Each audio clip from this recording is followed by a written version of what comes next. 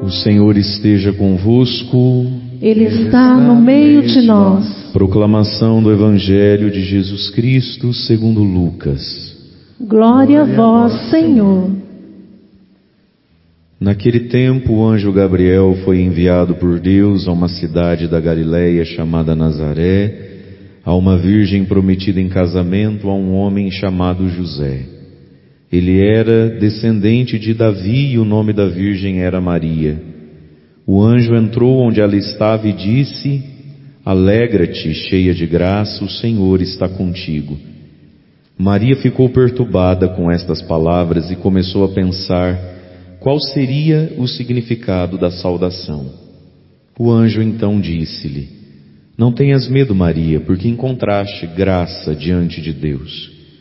Eis que conceberás e darás à luz um filho, a quem porás o nome de Jesus. Ele será grande, será chamado Filho do Altíssimo, e o Senhor Deus lhe dará o trono de seu pai Davi. Ele reinará para sempre sobre os descendentes de Jacó, e o seu reino não terá fim.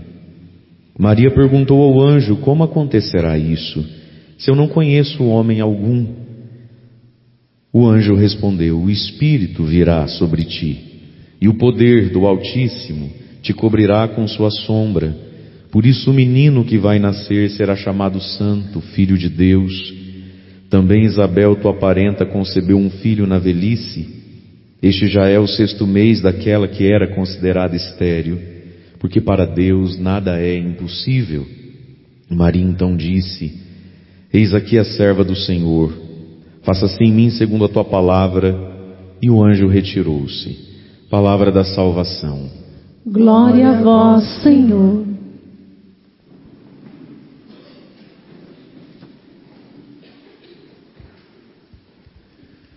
Irmãos e irmãs, a igreja celebra hoje a memória de Nossa Senhora com o título de Rainha, Nossa Senhora Rainha, 7 dias após o 15 de agosto, que é a data da Assunção da Virgem Maria aos céus.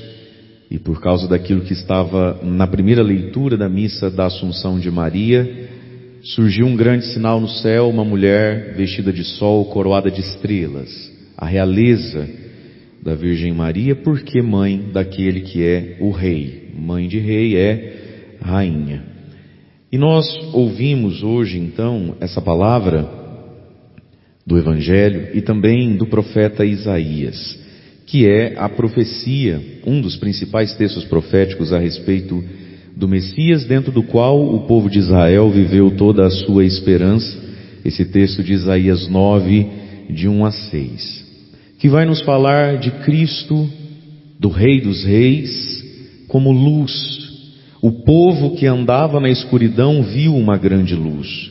E para os habitantes, os que habitavam nas sombras da morte, uma luz resplandeceu. Jesus é a luz do mundo para quem andava ou anda, para quem habitava ou habita as trevas e as sombras da morte.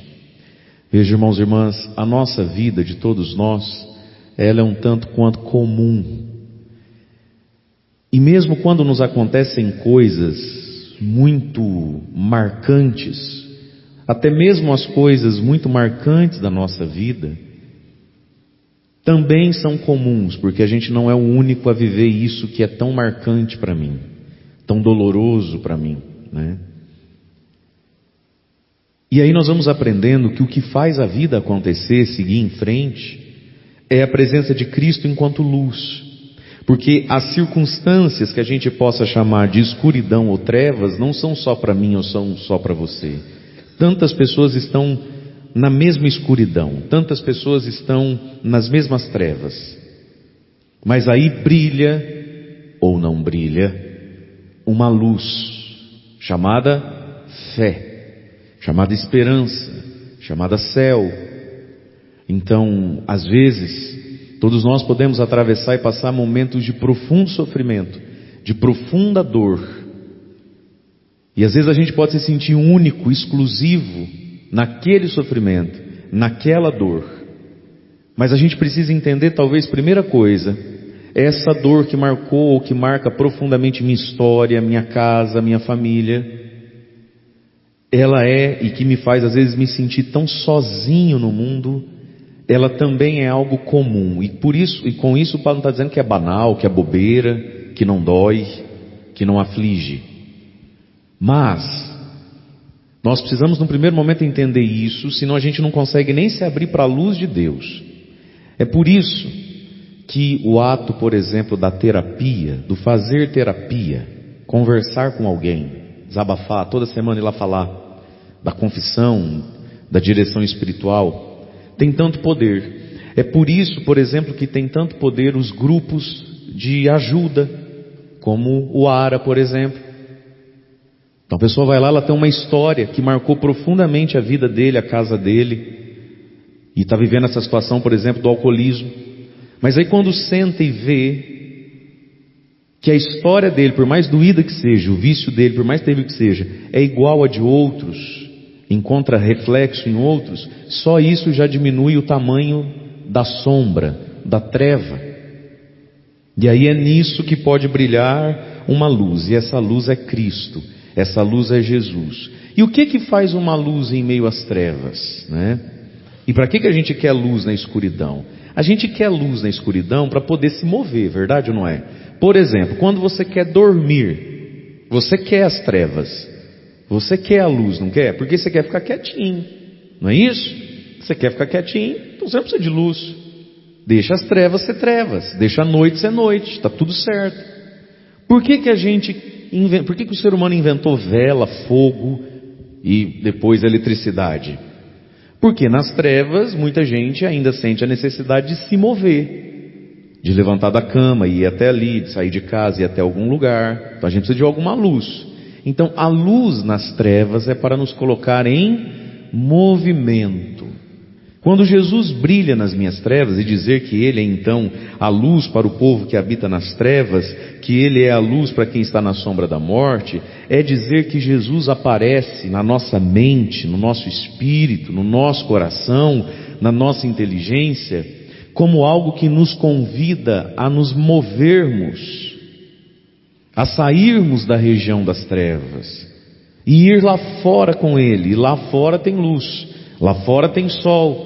Portanto, irmãos e irmãs, a luz que é Cristo, não é que Ele vem e tira essa região da sombra da morte, não é que Ele vem e tira esse lugar de escuridão, mas Ele brilha para que a gente vá em direção àquela luz.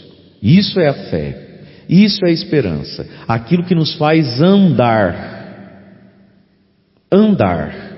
O ser humano, se ele não está andando, se ele não está se movendo, e às vezes esse andar, esse mover-se, nada mais é do que vencer o dia de hoje, segunda-feira. Nós precisamos nos mover. Esse dia precisa ser feito. E se a gente não permitir que esse dia seja feito naquilo que Ele vai apresentar para nós, nós estamos matando a própria ação de Deus na nossa vida. E é uma grande tentação voltar para as trevas, não é isso? Se trancar num quarto, apaga a luz, fecha a cortina, por ali fica. Não é assim que às vezes as pessoas se afundam dentro do seu processo, por exemplo, de depressão, e aí já não tem dia nem noite, quer almoçar 3 da manhã, dormir até 3 da tarde, e a pessoa fica toda embolada. Por isso, irmãos, nós precisamos ir atrás dessa luz. E às vezes essa luz, num primeiro momento, para o nosso senso comum, talvez, ou até para a nossa espiritualidade, essa luz pode parecer algo de muito místico. Essa luz pode parecer algo de muito espiritualizado, que eu nem sei identificar, quando essa luz se chama segunda-feira. Quando essa luz se chama rotina. Quando essa luz se chama afazeres. Deus não vai me curar fora do dia de hoje e daquilo que o dia de hoje vai pôr na minha frente. E se eu fujo disso, eu estou fugindo do processo da cura, da santificação e do amadurecimento. É por isso que às vezes a gente precisa respirar fundo e vamos lá. Hoje tem velório, que dia triste, certas coisas nos desprogramam, meu Deus. Outras coisas nos dizem que não é só um dia que vai ser triste, vai ser uma etapa da nossa vida agora, que vai ser quase que um ciclo, uma estação, mas Vamos lá, tem uma luz brilhando nessas trevas, e essa luz está dizendo para eu não ficar aqui, parado, travado, deitado, ruminando, me desesperando, inflacionando o amanhã. Então a luz que é Cristo brilha onde? Brilha no hoje que Deus nos dá. E Deus nos dá hoje uma segunda-feira, mais um dia de vida. Para alguns pode ser que esse dia seja uma verdadeira bênção, alegria e expectativa. Para outros já pode estar com tons de trauma. Seja como for, Ele está brilhando nessas trevas. E aí é nesse movimento em direção à luz que começa a acontecer a palavra. Fizestes crescer a alegria, aumentastes a felicidade, como alegres ceifeiros que estão colhendo os seus frutos. E aí vem uma promessa para quem anda com Cristo. Versículo 3 de Isaías 9: pois o jugo que oprimia o povo, a carga sobre os ombros, tu o abatestes, como na jornada de Madian. E aqui sim, vem uma verdadeira intervenção do céu que acontece quando a gente ora. O jugo que está oprimindo os nossos ombros, pesando os nossos passos. Às vezes a gente precisa parar e ir diante de Deus, diante de uma imagem de Nossa Senhora, de São Miguel, de São José, vir ao sacrário da igreja e dizer: Senhor, olha os meus ombros, eu não aguento mais carregar isso aqui, socorre-me. O socorro de Deus, que despedaça o jugo. E tudo isso por quê? Versículo 5: porque nasceu para nós um menino, nos foi dado um filho. Jesus nasceu para nós, é para nós que Ele nasceu, para mim e para você.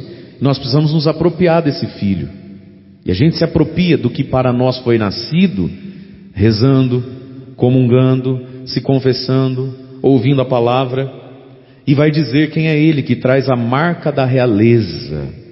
A marca da realeza, Ele é rei, e o nome que lhe é dado é Conselheiro admirável, Deus forte, Pai dos tempos futuros, Príncipe da paz. É assim que a gente olha para Jesus. São com essas motivações que a gente reza, se confia a Ele, entra na fila da comunhão e depois de comungar faz ação de graças.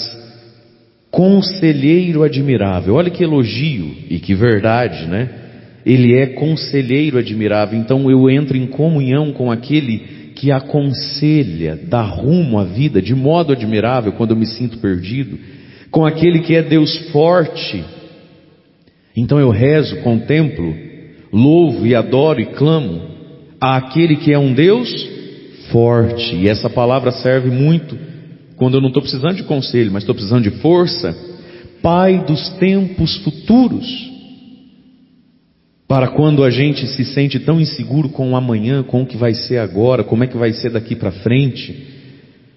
Quantos de nós às vezes perdemos a esperança e veja, o nosso futuro já tem pai, o nosso futuro não é órfão, ele é pai dos tempos futuros.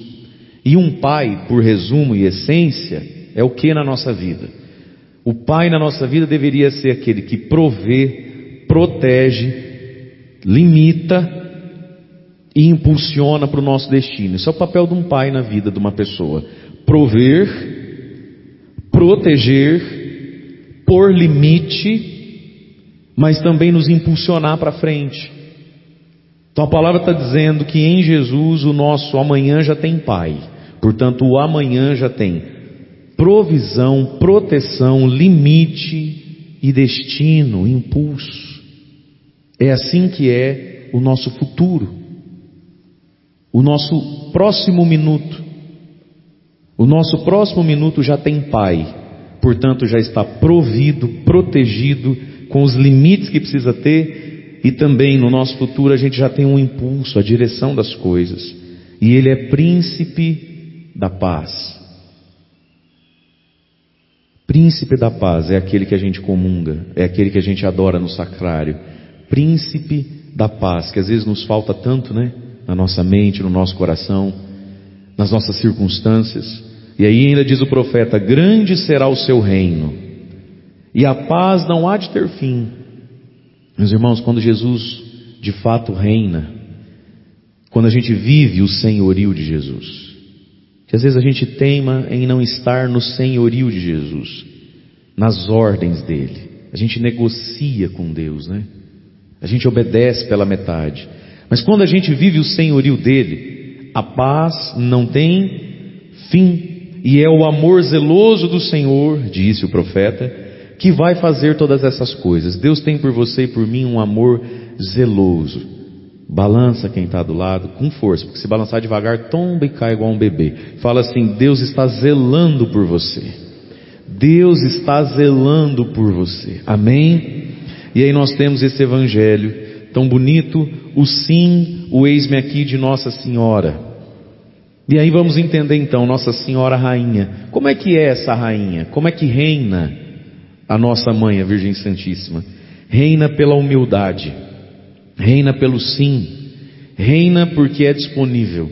É totalmente o contrário do que a gente entende assim no visual da palavra rainha, do senso comum da palavra rainha. Quando a gente pensa em uma rainha, a gente pensa em alguém muito poderosa, é ela que manda, faz do jeito dela, porque ela é uma rainha, não é isso? É poderosa, é ela que dita as coisas. Sei lá, talvez um pouco mimada, se não for do jeito dela, não sei. Nossa Senhora é rainha, por quê? Porque humilde e obediente, disponível a Deus. Rainha, porque deixa o Espírito Santo atuar nela. Ela fez então a pergunta ao anjo. Quando o anjo falou: não tenhas medo, Maria, você encontrou graça diante de Deus. E porque encontrou graça, encontrou um abacaxi, né? Porque encontrou graça, encontrou uma cruz. A vida de Nossa Senhora até então era uma paz.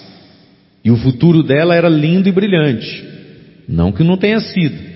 Mas veja, está tudo tão programadinho na cabeça de Nossa Senhora. E porque ela encontrou graça diante de Deus, o que Deus fez com a vida dela?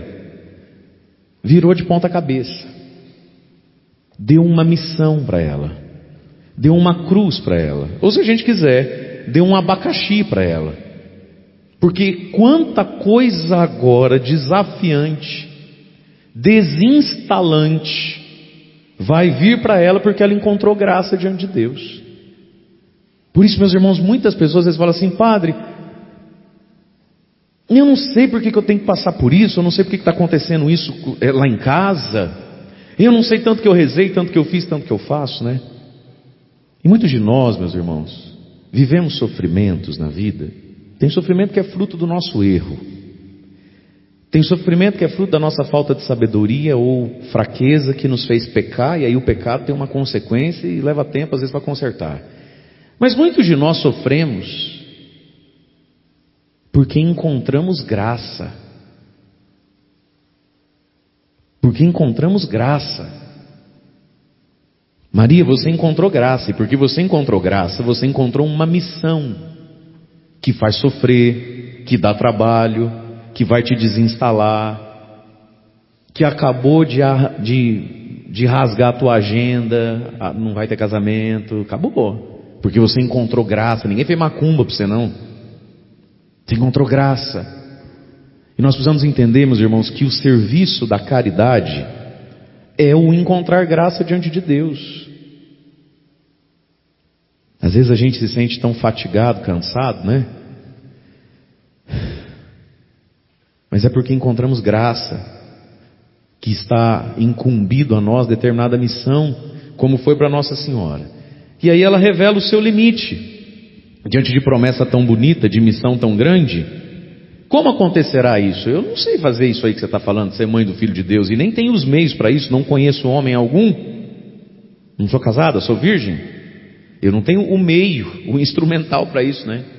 E aí o anjo diz algo tão bonito, que é um convite a cada um de nós, nos abrirmos ao Espírito Santo. O anjo disse: o Espírito Santo virá sobre ti, a sombra, o poder do Altíssimo te cobrirá com sua sombra, e você vai ficar grávida, e o menino vai vir. Veja, meus irmãos, quem sabe hoje não seja dia, ou quem sabe para muitos de nós não seja tempo, não só hoje, talvez a partir de hoje Deus esteja nos convidando muito a isso, a pedir: vem Espírito Santo, e me coloca debaixo, eu me coloco debaixo da tua sombra, e debaixo da tua sombra manifesta o teu poder. Maria, você vai ser envolvida por uma sombra, o poder de Deus vai fazer sombra sobre você, vai pairar sobre você. Talvez, meus irmãos, a gente precise ir em oração, e às vezes em algum momento de silêncio ao longo dos nossos dias, porque a gente não tem mais silêncio. A gente não para mais. Não é assim? O ser humano, todos nós estamos ficando escravos de um celular. Estamos ficando escravos daquela tela. Absolutamente o dia inteiro com aquilo na mão, não é assim? Se alguém mandar uma mensagem para você ou para mim, e vice-versa, e demorar, sei lá, 2 horas para responder, a gente começa a ficar preocupado que talvez a pessoa morreu, se acidentou, não está bem, caiu no banheiro. Não é assim? Nós estamos o tempo todo sem silêncio, para sentar, para se desligar e falar: Senhor, eis-me aqui debaixo da sombra do Teu poder. Faz o que eu não posso, cura o que eu não consigo, conserta o que eu não dou conta, restaura o que está cansado. Olha o que o anjo está dizendo: o poder do Altíssimo vai fazer sombra. A sombra do Espírito Santo foi quem gerou em Maria o desejo de Deus para ela e o sim que ela deu. Entre Deus e Maria tem o Espírito Santo. Portanto, irmãos e irmãs, entre você e Deus e a vontade de Deus que a gente vai entendendo, captando, entre você e Deus e essa luz que você está enxergando que te convida a andar nessa segunda-feira, tem um poder que faz isso, que não é o seu poder, nem o meu poder, é o poder do Espírito Santo. Agora ele está aqui dito pelo anjo como uma sombra, tem que entrar debaixo da sombra, né? Do limite de Deus. Sombra não deixa de ser um espaço. Vai lá na sombra, sai do sol, significa que nem tudo é sombra. Ou se não, né? Fica aí na sombra, não sai da sombra não vem para o sol não. Então Deus, que é infinito, na atuação da graça, Ele também é um limite dentro do qual a gente entra e fica protegido ou sai. E esse limite, essa sombra é o silêncio da oração. Nada maior que a Santa Missa, nada maior do que comungar, nada. Mas nós precisamos ao longo do nosso dia entrar dentro da sombra. E essa sombra é o nosso silêncio sozinho com Deus. E aí o Espírito Santo pode fazer coisas maravilhosas na nossa vida. E aí o anjo vai apontar para Nossa Senhora, né? Também Isabel, tua parenta, concebeu um filho na velhice. Já está de 6 meses aquela que era considerada estéril, porque para Deus nada é impossível. E onde é que acontece o impossível? Debaixo da sombra. Se a gente não entra debaixo da sombra, a gente desperdiça o impossível que Deus queria fazer para nós. Irmãos e irmãs, muitas coisas na nossa vida são consequência das nossas falhas na nossa vida de oração.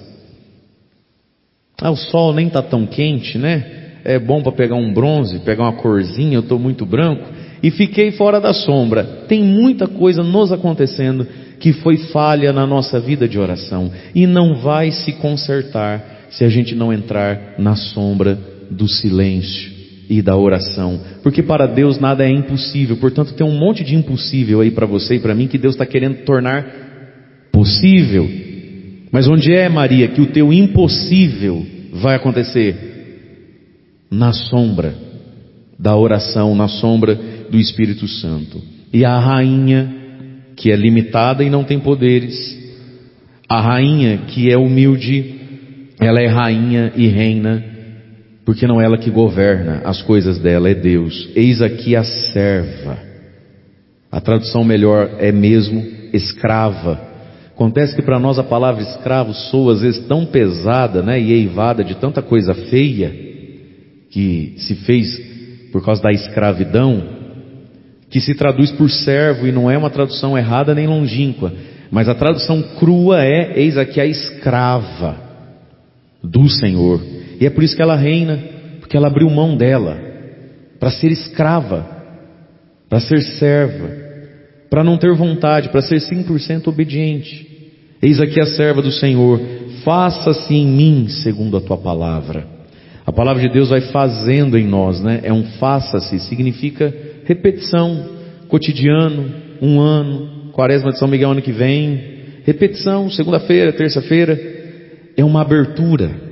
Por isso, irmãos e irmãs, invoquemos a Virgem Maria como rainha e que ela nos ensine a viver ao modo dela então, como pequenos príncipezinhos, né, de Deus, através da humildade, da obediência, da disponibilidade, e sejamos nós então uma pedrinha, um cristal, um diamante na coroa da rainha. Se é rainha tem que ter coroa, tem que ser coroada. Primeira leitura de ontem, né? Coroada de estrelas.